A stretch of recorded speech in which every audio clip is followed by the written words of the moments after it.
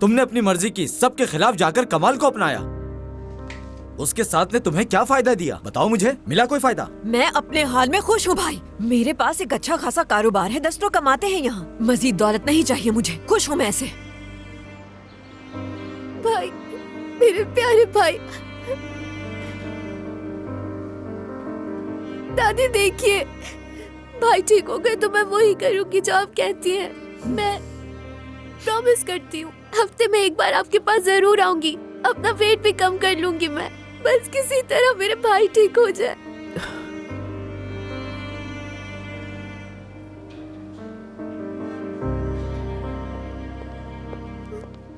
बाबा। मेरी बेटी, मेरी जान, बस अभी जाना है तुम्हारे भाई की खातिर, समझी?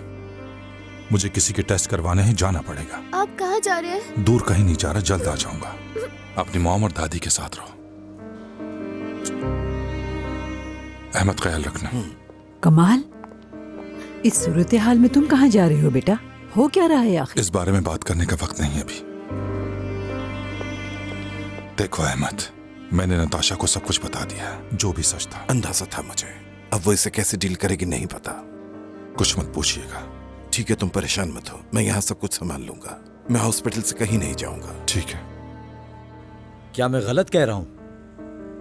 अगर तुमने कमाल के पैसों को इनकार ना किया होता तो इस वक्त कादिर ऐशो आराम की जिंदगी गुजार रहा होता, ना कि अपने बाप से नफरत कर रहा होता।